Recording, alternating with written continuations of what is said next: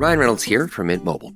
I don't know if you knew this, but anyone can get the same premium wireless for $15 a month plan that I've been enjoying. It's not just for celebrities. So do like I did and have one of your assistants switch you to Mint Mobile today. I'm told it's super easy to do at mintmobile.com/switch. Upfront payment of $45 for 3-month plan, equivalent to $15 per month required. Intro rate first 3 months only, then full price plan options available. Taxes and fees extra. See full terms at mintmobile.com.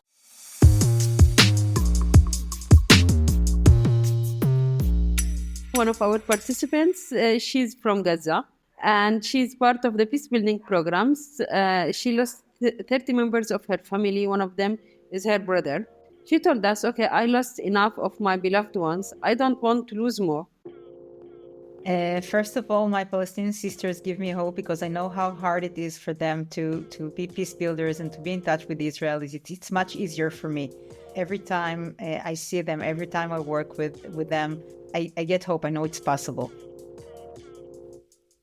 That's Yael Braudo-Bahat of Women Wage Peace of Israel and Marwa Hammad of Women of the Sun in Palestine, two feminist organizations working together, calling for peace in the Israeli-Palestinian conflict and a return to the negotiation tables. On If You Were in Charge, with me, Sanam Naraghi Anderlini. Welcome, everyone. The show is brought to you by the Bijan Reisar Foundation and my organization, ICAN, where for 20 years we've been working with women peacebuilders on stopping wars and violence around the world. As you know, each week I talk with other doers and imaginers about the tough issues they tackle. As we record, the violence in Gaza continues. 52,243 people have been killed by the Israeli attacks. It's the conflict with the most overwhelming percentage of children being killed historically. There is a famine right now. Aid isn't getting through. And the signs for another ceasefire or the return of hostages or a return to any form of political settlement at the highest levels of government seem to be really, really bleak. It's one of those conflicts where people just assume that it's impossible to find a solution, and that impossibility is probably part of the reason why over the years the attention and interest to the Israeli-Palestinian conflict has, waxed and waned. But the reality is that there's always been efforts at the local level and by ordinary people to try and end the violence. And since the 1990s, a lot of that work has been done by Israeli and Palestinian women. So there are generations of Israeli and Palestinian women who have taken the risk, had the courage to reach across the aisle, to sometimes cause ostracization and polarization from their own communities, to face that kind of mistrust from their own communities when they reach across the aisle to find a bridge to the other side. This happened back in, as I say, in the 1990s, in the run-up to what was the Oslo peace process. There were Israeli and Palestinian women working together. In the aftermath, they were pushed out of the process. Then came the second Intifada in the early 2000s. Again, there was a time when Israelis and Palestinians would not meet in public, but there were women who had the courage to do so. And so this story has gone on, and we now have a new generation of women across the divide. And these two organizations, Women Wage Peace and Women of the Sun, are really one of the best examples that we have. They've issued a mother's call. It's a petition for peace, and they ask others to join. And what they simply ask for is that instead of using violence to resolve the conflict, we should have the courage at all levels, politically and socially and internationally, to sit and talk things out. So this is the kind of peace work that many of my partners at ICAN do. And it's not glamorous, it's not newsy, because often the pictures just look like people sitting around talking to each other. But when you think about it, when you think that at the end of the day, whether it's about the Israeli and Palestinian context or the Ukraine context, even if we think there is a military victory by one side or the other, the reality is that people are neighbors, these regions and these communities are mixed, and you need a political solution for sustainability. You also need a societal solution. You need societies to come together, and you need a culture of peace and a culture of trust in a way to be woven together. And these women are doing this kind of work. So I hope you enjoy this conversation. It comes at a difficult time for them and for all of us. What's extraordinary is that the two organizations were working together prior to October 7th, 2023. And in the immediate aftermath of October 7th, the Palestinian Women of the Sun group reached out to their colleagues of Women Wage Peace to ask them how they were. And one of the greatest tragedies is one of the founders of Women Wage Peace was amongst the people who was murdered on October 7th. So this is very raw, very emotional for them. And yet they set an extraordinary example for everybody else. You need to look to the future, and you need to continue to see the humanity on the other side, and to think about the children. And the idea of this mother's call is so, so powerful. So join me in the conversation, and afterwards I will be talking to Sola as usual to get her reflections as a young woman who, when she was born, this conflict was going on, and now she's 24 and this conflict is going on. So it's multi-generational in terms of its impact, but there has to be a solution. And you can imagine, I imagine that, or I believe that if she were in charge, or if women were in charge, things would be incredibly different to the way that things have been so far. Thank you. Ladies, welcome to If You Were in Charge. As you know, the podcast is really about talking to people who are at the front line of doing things, of finding the solutions to some of the world's biggest problems. And the two of you really sit at the nexus of one of the most significant, long-term, complicated, traumatic issues that we deal with in the world, which is the Israel-Palestinian conflict. I wanted to ask you first, how is it that you're able to talk to each other and work with each other? Tell me, what is life for the two of you in what you do, how you do it, and how you see each other? What's your relationship? Okay, I'm Marwa. I'm from Bethlehem City. So for me, I didn't imagine actually in a day that I will sit with Israeli on the same table. But when you live in a conflict zone, where we are living, and you see the suffering, see the resilience of the women, we as women, we are not there on the table. We are in the middle of the war, we are in the middle of the conflict, but nobody asks us, what's your opinion? Or what do you think about that? So being here today and being sitting here with the Israel on the same table, it's because we as women, as a Palestinian woman, we need to raise our voice. There should be somebody to see our daily life, our reality, what we face each day. We know that it's not easy to sit with the Israel on the same table due to the normalization, due to, the Palestinian look to the people who are sitting with the Israeli as, betraying the Palestinian people. But if not today, if not we sit on this table, if we're not sharing a vision together, because for me as a mother, I care about my children. I don't want not to be murdered or to be in prison or to be injured. And I believe each mother wants that.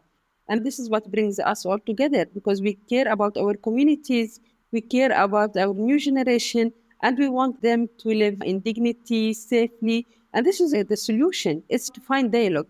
And as you said, Sanam, after the second intifada, with the apartheid wall, the gap between the Palestinians and the Israeli become more and more and worse. So the hatred, the revenge feelings. So finding the dialogue, finding people like Women Wish Peace, that they want peace, they want Palestinians. Because for us, we don't meet except, the soldiers or the settlers on the roads. We don't meet people like Yael or like others behind the wall. So finding these solutions, finding the dialogue, with respect, with empathy between us as women is very important, and it's a part of solution to build peace in our own community. So that's why it's very important to have Palestinian to Palestinian programs and Palestinian to Israel programs. So you have the bridge or come over the gap that we have on both sides. Thank you, Marwa. Yael, how does it feel from where you sit in terms of your own community and how they react? For us, to wage peace is very difficult. It was very difficult before October 7th. It's even more difficult now. Although now no one can be indifferent to the conflict like it was before in Israeli society, where most Israelis before October 7th hadn't experienced the conflict on a daily basis and were just, it's manageable. So now everyone knows it's not manageable, but it's very difficult to persuade that peace is possible, that we have partners on the other side. We've built this partnership with Women of the Sun. It's been 3 years since our official public announcement that we are partners and working together in the launch of the Mother's Call. Before that, I've been active in Women Wage Peace. This is, for me, my first political home. The first time I felt that I can look around and not feel, only despair and feel I have hope, peace is possible.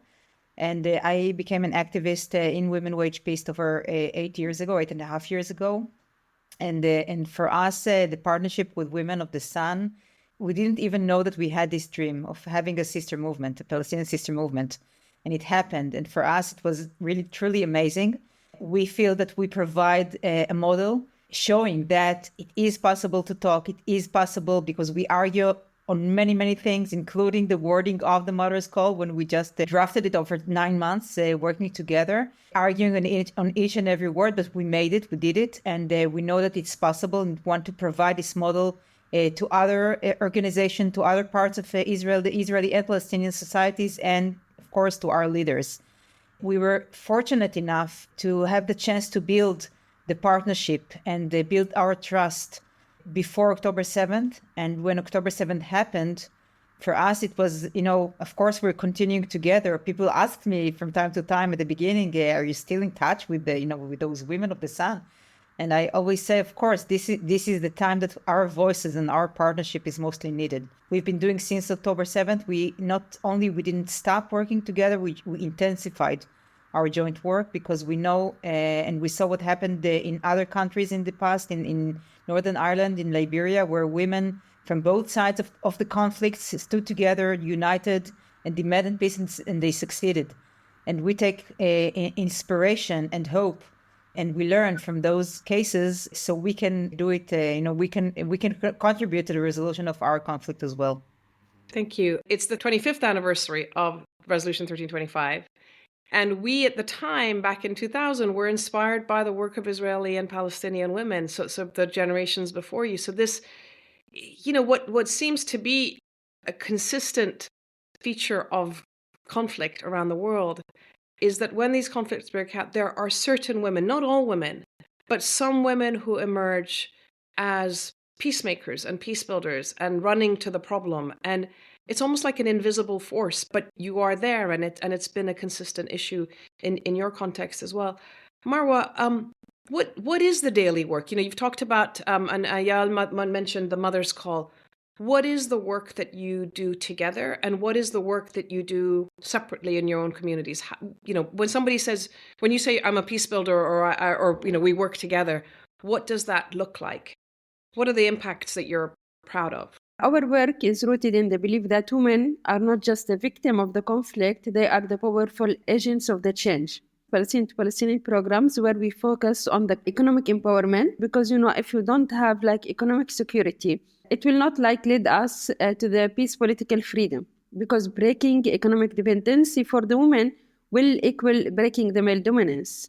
Because for us, relying on the male controlled structure, whether in the families, workplace, or politics, the dependence limits the woman's ability to make independent political choices or challenges and advocate for their rights.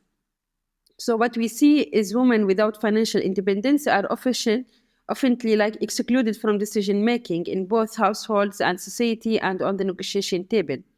Due to the situation and the war that is still going on, let's say, we have emergency aid for our groups in West Bank and in Gaza Strip.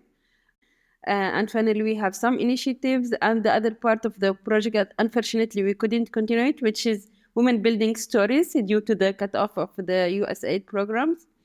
So this is mainly what we are working, and we have been awarded. And for this year, we started with the nomination for the Nobel Peace Prize. So yeah, this is part of our work. And maybe you can continue. That's great. Yes, and I'm so happy that you have been nominated for the Nobel Peace Prize. I can't think of a better sort of symbol of peace than the work that you're doing under the context and specifically in Gaza. And Marwa, I'll come back to you on that. Yael, what does the work? From your side, what does this work look like? This Mother's Call, what do you do together? And again, what's the effect of it in your own societies? So first of all, as Marwa said, we have several joint programs. The biggest one was the Women Building Bridges project. Before that, before October 7th, we actually signed the contract with USAID on September 27, 2023, just 10 days before October 7th. And despite the war, and in many regards, because of the war, we decided to continue this project, to implement it. We knew how important and crucial it is, and we definitely received this feedback from our participants. One of them said that it was like a shot of hope every month, and this what helped me during this difficult time. Before October 7th, we held a very big event on October 4th. Just 3 days before, we marched together in Jerusalem, 1,500 women, hundreds of them coming from the West Bank to Jerusalem to march with us, the Israeli women, marching together, calling to change reality, calling to stop the bloodshed. We finished this day very hopeful in a rally near the Dead Sea, where we declared our partnership 3 years ago, telling about the Mother's Call, telling about our plans for the forthcoming year, not knowing that just 3 days later everything is going to change, very tragically. One of the organizers of this event, one of the co-founders of Women Wage Peace, Vivian Silver, was murdered in her house in Kibbutz Be'eri on October 7th, leaving us all on both sides, both movements, mourning. These are the things that we did together before and after October 7th. We also had meetings in Israel with Rim Hajjajra, the leader of and founder, co-founder of Women of the Sun, coming to Israel 7 times to talk to Israeli audiences, to tell them about Women of the Sun, about herself, about her life in the refugee camp as a peace builder, showing Israelis, hundreds and thousands of Israelis, that it's possible, that there are partners on the other side. And as Marwa said, we are also separate movements, independent movements, so each working with its audience and communities, trying to fit exactly what each community needs.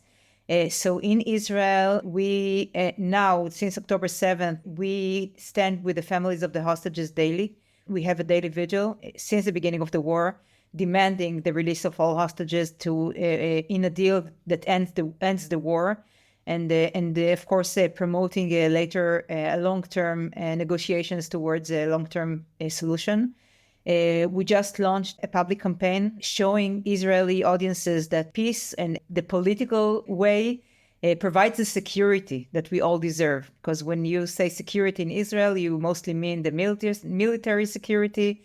And we know, and we've just received this tragic proof over the past year and a half that the military force cannot provide security. Security will be achieved by the political solution.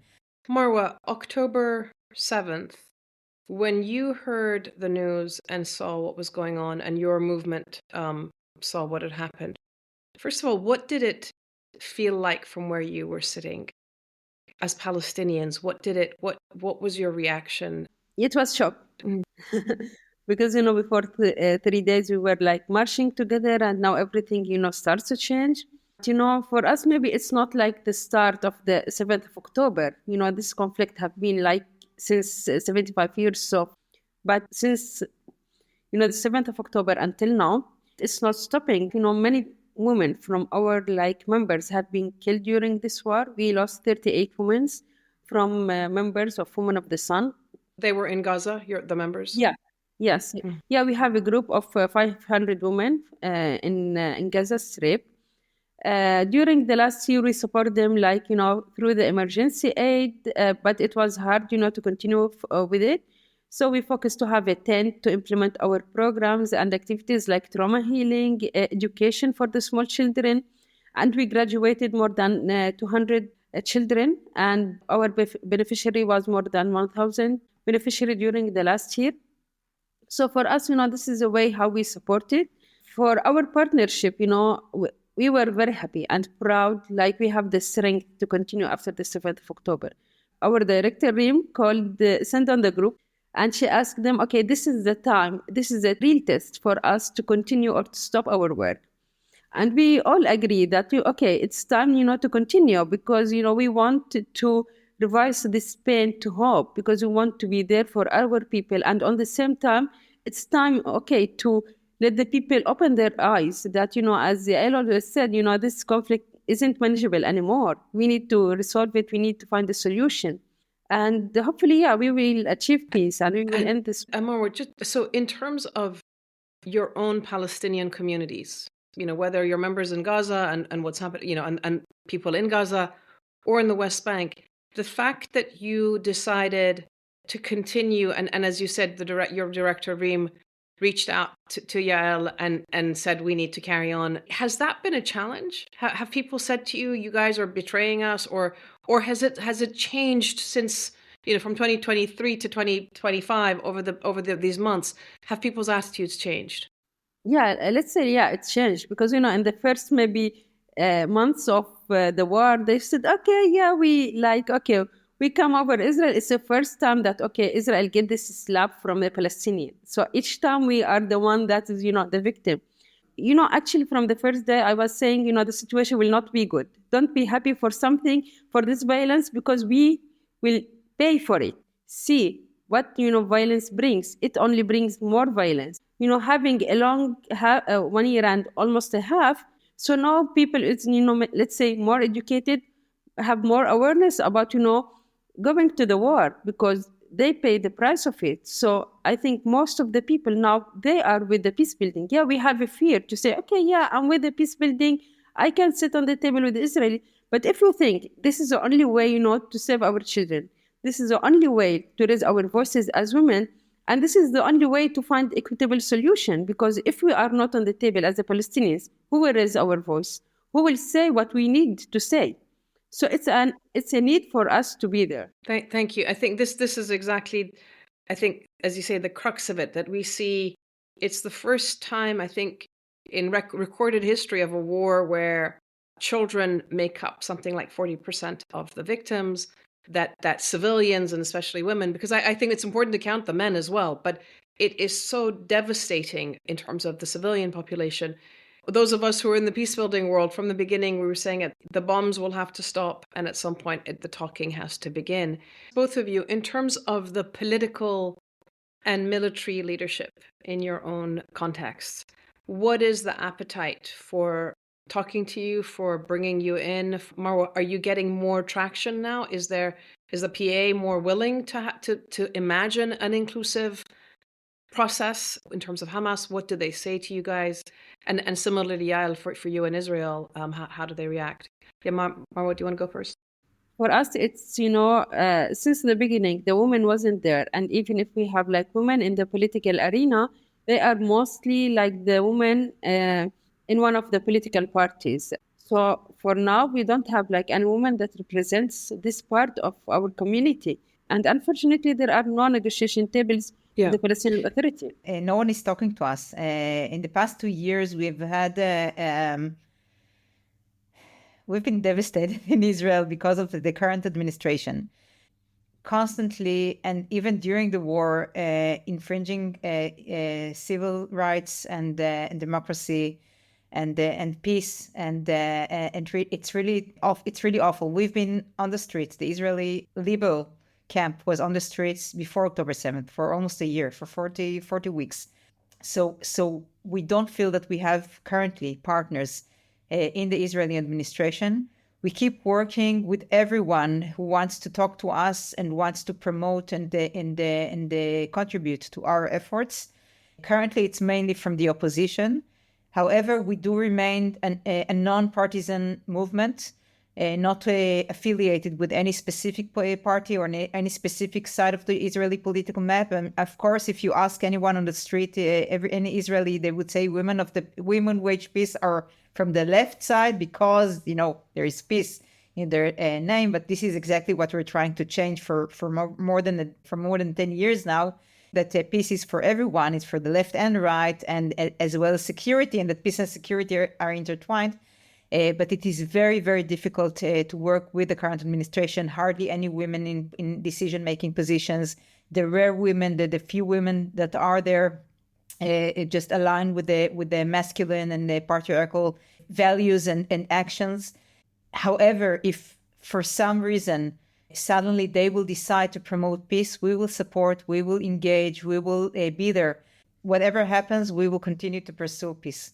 if you were in charge, if you were the Europeans coming in, or if you were the Arab world right now looking at the problem, what would you do in terms of addressing this question of a inclusive people-based process? What is it that you would want them to do? Or if you were the Europeans, or if you were the leading the Arab world, what how would you look at it? Marwa, do you want to? I think, like, if I have the power, is, to ensure that the women, especially us, that we are like in the conflict affected regions, are in the center of the peace negotiation. And, to have policy making and post conflict rebuilding, because it's not like about ending, the conflict, it's about, also rebuild it after that. I believe that women bring unique perspective to the conflict resolution because we focus on community needs, on long-term solution, and about reconciliation. And also, I would like dismantle legal and political and economical structure that sustain inequality and conflict. We can't achieve peace when communities are deprived on basic rights like freedom of movement, education, and economic participation. So highlighting those challenges that we face and try to solve it is it's necessary for me and it's a need. Yeah. Your question reminded me what I say every time that I talk to international audience. First of all, don't give up on us. Know that there are, again, as I said before, there are thousands and tens of thousands of people working daily in our region to promote peace, and we know that it's possible. So the world needs to know, because the world sees only fighting and war and blood, and it needs to know that there are many efforts to promote peace as well. So please don't give up on us. If I was in charge, if I was a part of the international community, yes. So we all know that eventually it's going to happen. Peace is going to happen. Negotiations are going to begin. And the only question that we ask, even before October 7th, definitely since, is how many lives will be lost until it begins. So what I would have done, I would have just begun negotiations. It's possible. There is the framework that enables it. We have the partnership of, and we should have the partnership of the moderate Arab countries and Europe. I would say also the US, and although it's highly unpredictable currently, unfortunately. We need the world to not to pressure or not to force anyone into signing anything or doing anything, but to gather our leaders together and begin negotiations to facilitate, to encourage, to promote, to enable this line of action. And as Marwa said, we need the women around the table. We need civil society around the table, because we know that without women, without civil society, the agreement that will be achieved, it will take much longer, if achieved at all. It will be less sustainable over time. So if we were in charge, and I allow myself to speak on behalf of both of us now, we will just begin negotiations. That's it. And make sure that women and civil society are around the table. Thank you. And it's interesting because it's, what we hear from women around the world in conflict zones, including from the Northern Irish, is that when the men were sitting at the table, they were still arguing the past. What happened in 1600 and what happened in 45 and so forth. Who deserve this land? Yeah, yes. Exactly. And it's going back 3,000 years. Whereas the women are saying, as you've repeatedly said, it's for our children, it's for the future. So this, I think this kind of, it sounds simple, but it's amazing how often peace negotiations really are the past informing the present to shape the future, as opposed to the future informing the present to then deal with the past, which is, South Africans managed to do that, right? So that future vision. Question to both of you in terms of the absence of women, right? And this idea that Israeli women and Palestinian women have pushed, they came up with solutions and they kept getting pushed back. Why are the men so scared of having you there as independent, peace actors? Like, what's the fear of having people like you sitting at the negotiations table, imagining the future? I think they like investing in war more than investing in peace, because war means money for the men. So more profits for them. The manufacturers, all the people that send the weapons to the conflict areas. So when you sit on the negotiation table and you find the solution, when there is peace, there's no need for all these weapons and military investments. And this is And I think the men, they want to invest there more than they want to invest in, in the prosperity and the health of the communities, place for our children, for the future. But I think if we do this, they will lose a lot. So this is my opinion. Yeah. Is there a vested interest in losing things? Yeah, from your side, where I think that it's a habit that or a norm that is very difficult to tackle, and it's not only in our region. It's also it's global wide. There is a backlash all over the world regarding the status of women, the rights of women, their participation in the political arena. A growing patriarchal atmosphere here in Israel, but it's very difficult to promote the idea of women around the table when there is a demise in this regard in every social sphere that you can think of.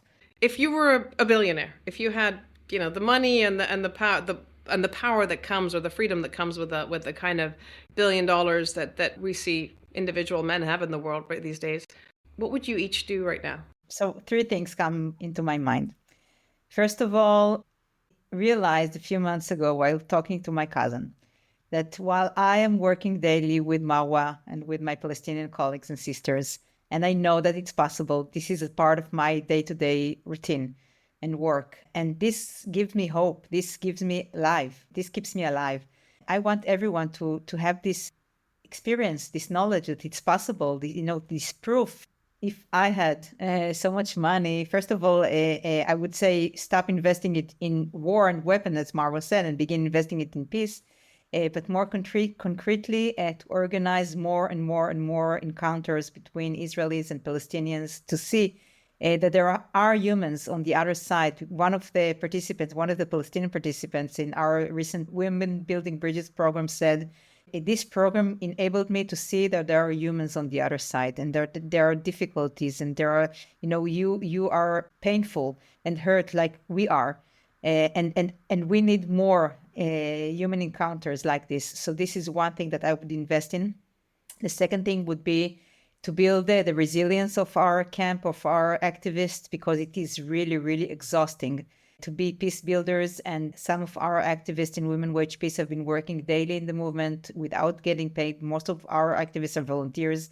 The vast majority, I would say, volunteers, and we need to provide support and build the resilience, because they've been working for 10.5 years daily.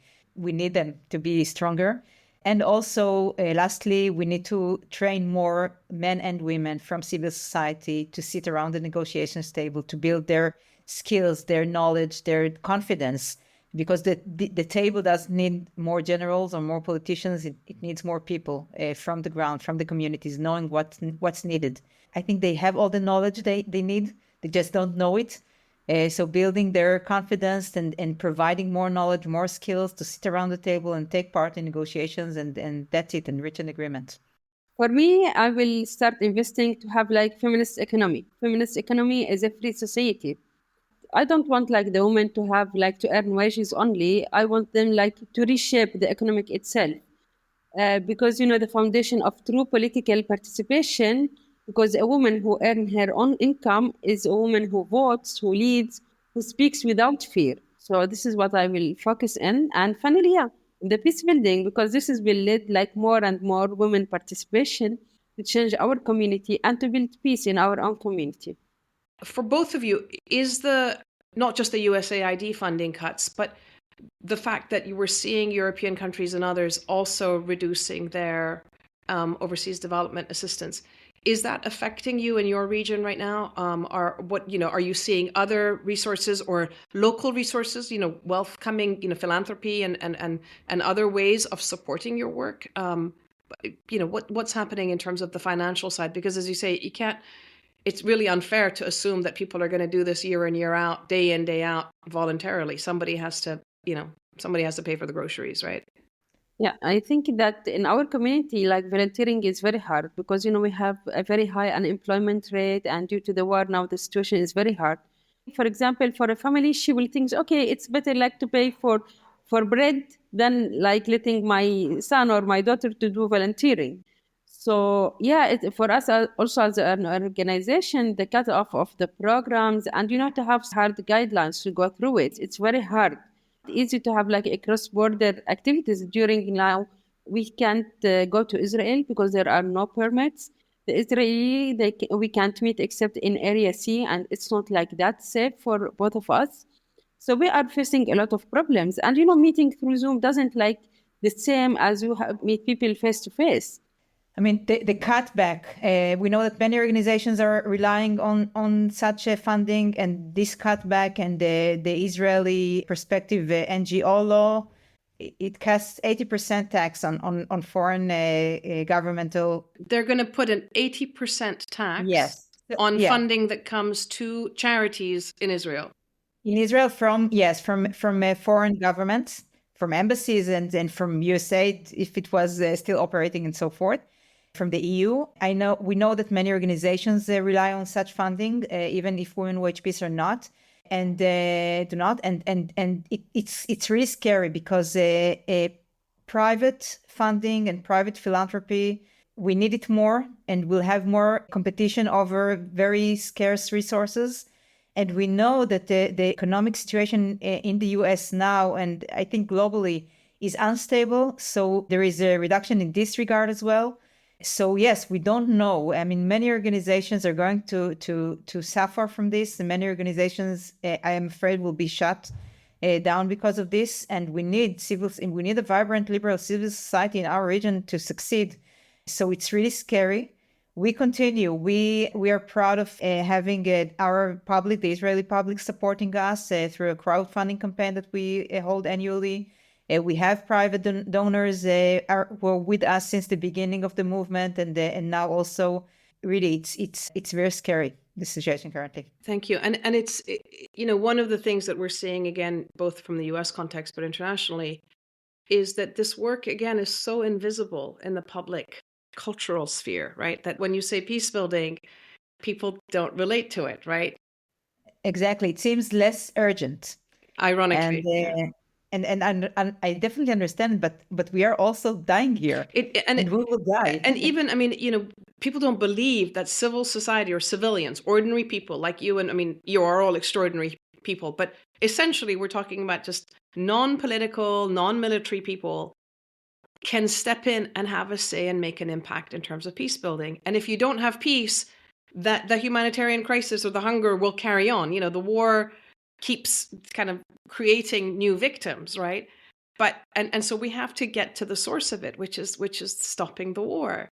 And Exactly. That's what you guys are trying to do. It's absolutely urgent. It's the most urgent thing that can possibly happen. And yet there's kind of a lack of visibility for your work. Yeah. And then we will be able to invest as a country, as countries, we will be able to invest in health, in welfare, in education, in everything that is needed now on the ground, and it just being pushed aside because of security considerations. And I don't disregard the security threats. There are security threats, but the way to tackle them is through diplomacy and not through ongoing and endless war. What fundamentally gives you hope? What gives me hope? Okay. There is no choice like to have no hope. We are the hope. So we are the one who we are the caregivers of, our families, our communities. Each woman is a hope for me because, carrying on and continuing is, something not everybody can do it.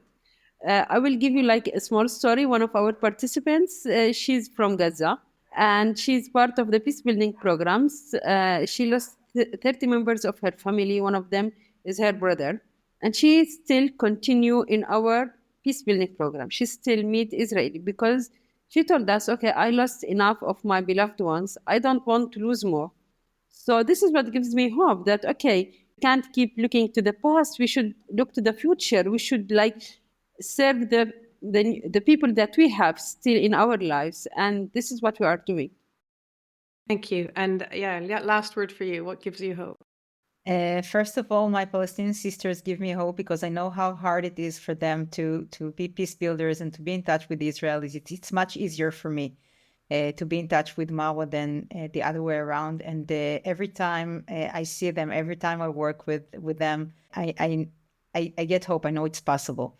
And looking at what happened in the world in the past, where women succeeded in promoting peace, in promoting reconciliation. You yourself, Sanam, talked to probably many peace builders who succeeded, that we can do it as well. And we know that in very, very desperate times, good things happened.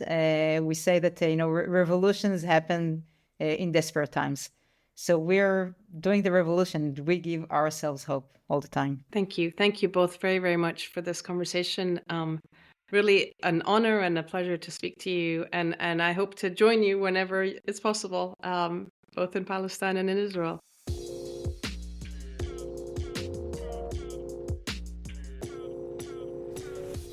Hi, Susie. How are you doing? I'm good. Just got the notification the Pope just died. It's so crazy. Sad. Yeah. I can't believe it. Like, all the good guys are going. It's just a bit. I mean, yeah, he was progressive for a Pope, I suppose, right? He was, yeah. And he's been so consistent. And on the question of Gaza, which I think has been so important, because we don't have anyone else who's been doing that. But I'm like, the good guys go, and then and we're seen to be left with like. What did Vance do, right? He was the last person to officially visit. Should we propagate some conspiracy theories? Is it all over TikTok that? No, I got my New York Times notification. Thank you very much. I see. It's because you're highbrow, aren't you? No, the other thing I was thinking about in the news recently was the fact that there's Chinese companies no longer have that confidentiality clause about which European brands they stuff they make for European brands and things.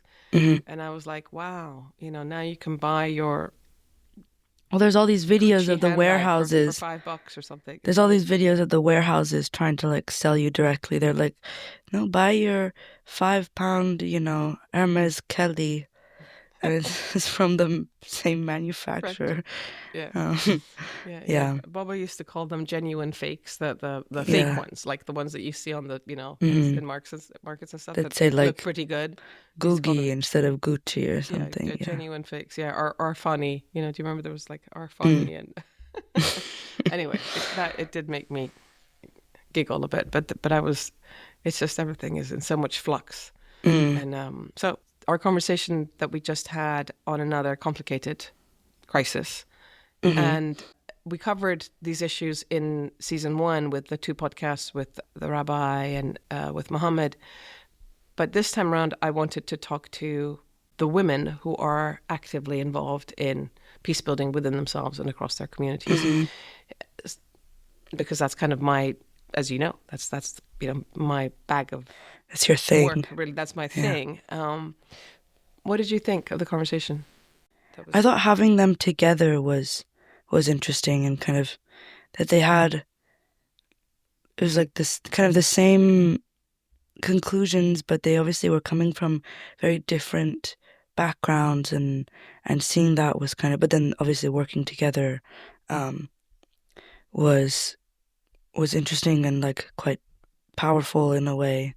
I think the most shocking part was probably when Marwa was talking about their partners that they'd lost in Gaza, which I guess is one of those things where it's like, yeah, of course they've lost people if they're working in Gaza, but it's still kind of crazy to hear it as like, I don't know, a real thing in a way like that. Like so close to home, I suppose. And that they still have 500 women working in Gaza, and that they're still doing so much. And it was like pretty crazy that they had all these things like right before October 7th, like, doing so much. And then they still kept going. Like, not they let that kind of just tear it down. But I mean, I can't even imagine what the shift and like kind of the mind, like the mental part of it too, that's just like, wow, we've been doing all this and suddenly kind of half of it is thrown out, and it's just, yeah, pretty crazy. It's I'm so glad you said that, because this has been for me, it's very close and personal, obviously, because it's the kind of work that I've been doing for nearly 30 years with these kinds of women. Like, it's in Israel and Palestine, but also in Syria and in Afghanistan. When we spoke with Wajma recently, and it's exactly this point that you've made, which is you don't realize how close it is. You don't think of individual people. Like, we hear the news or the statistics, I guess, but nobody's like lifting the lid and saying, well, how are people coping, or who are these people? And when I say Peacebuilders, people don't really understand what we mean. If we said, oh, they were teachers, or if they were, I don't know, humanitarian workers or journalists, for example, you know what that is because you have one in your own, you've heard about it, or you've seen, or you have one in your own communities. But to say Peacebuilder sounds like such a nice, sweet thing. And it really is tough work, right? I mean, on both sides. I mean, after October 7th, for Yael as an Israeli from her own community to still be engaging with Palestinians is incredibly hard. They lost one of their own members, one of their founding members, Vivian Silver. She was killed in the Hamas attacks. And then subsequently, over the last 16 months, the persistent violence in Gaza.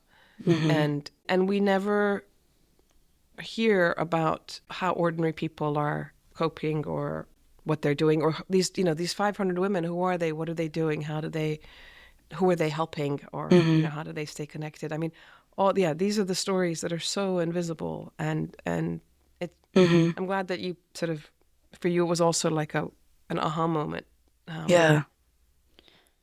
Yeah, well, it's just, I think it's hard to, like, as you say, to make things like personal. I mean, just because something isn't, it's a very kind of classic fallacy, I guess, that's like, because I don't understand it, I can't sympathize, and it's not something like that, but it does help you to sympathize, like, when you, or to, like, feel it more personally, I suppose, when you kind of, understand a little bit more clearly what exactly is going on, or like, on a person-to-person kind of level.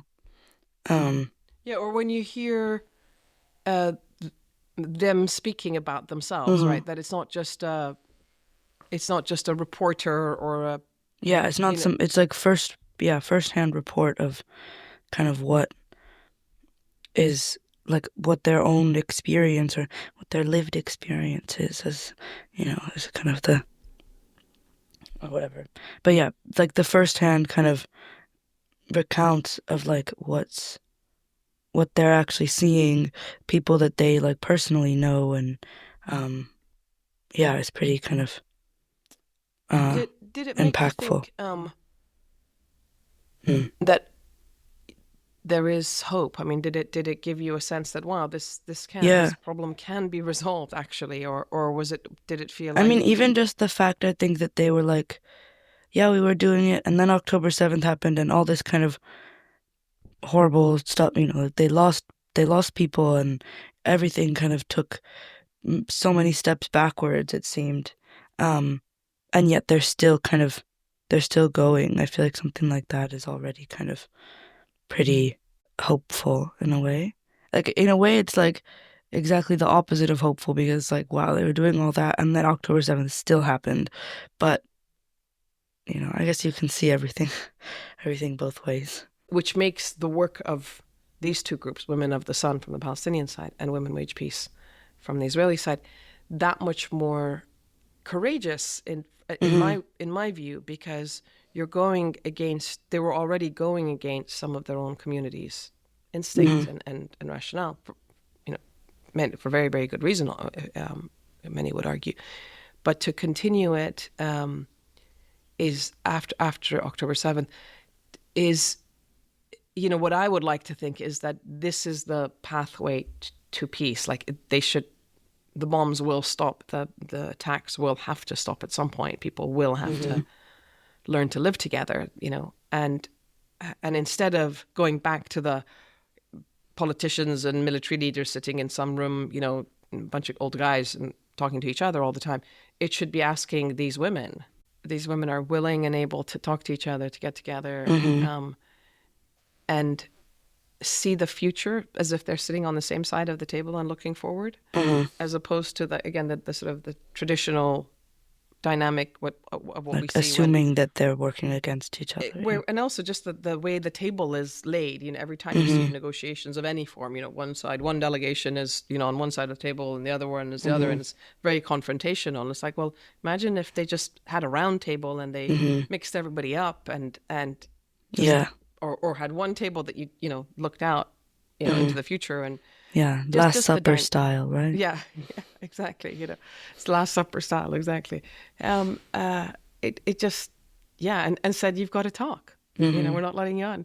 Send them up to space and let them, put them on a plane and around the world. Let's not get into the Katy Perry space. No, that was space flight. That was another. That was another thing. So ridiculous. I mean, it's so incredibly stupid. No, I don't know. Canceling out our one single one of them is canceling out our entire lives of trying to live in an environmentally friendly way for her to go up there and wave a daisy around. Come on. And they call them astronauts. It's they did nothing. I found it also particularly distasteful in the sense that they're then firing all the female astronauts from NASA. So it's okay, come on, Yeah. I mean, they've erased all of the history of the women in NASA who contributed to space travel. It's just probably the most out of touch thing that I've seen in a long time, and I feel like that's not a low bar, Exactly. It was insane, and also, I mean, the outfits and the shape of that stupid rocket. I'm like, really? Did they not see it? Did they not? Anyway, it's gonna stay on the internet forever, and it's So yes, you have that side of what's been happening, and then you have the story on the ground of what is going on and then what women are trying to do. Actually, that's a really interesting juxtaposition. Yeah. Right? You want feminism, go and talk to, Marwa and Yael and folks like them instead of shooting. Yeah, people for no reason into the stratosphere. Okay, we covered a lot there. Okay, my love. I hope you have a good week. School is still out. Yeah, I mean, I'm going to lab. Okay. Talk to you later. Bye. Thanks. Bye. Bye.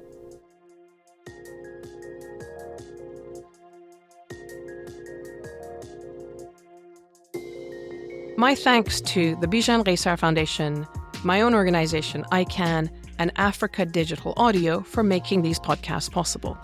If you have ideas for topics or for people that I should invite and have a conversation with, please let me know at info@icanpeacework.org. info@icanpeacework.org. You can also follow the events on our newsletter, which is on the ICANN website, same address. I really hope that the conversations, the ideas, the solutions, the hope and the inspiration that you've heard in these conversations keep you going over the next week, and that you join us again. So stay well and see you soon, and I hope to hear from you. Thank you. Bye-bye.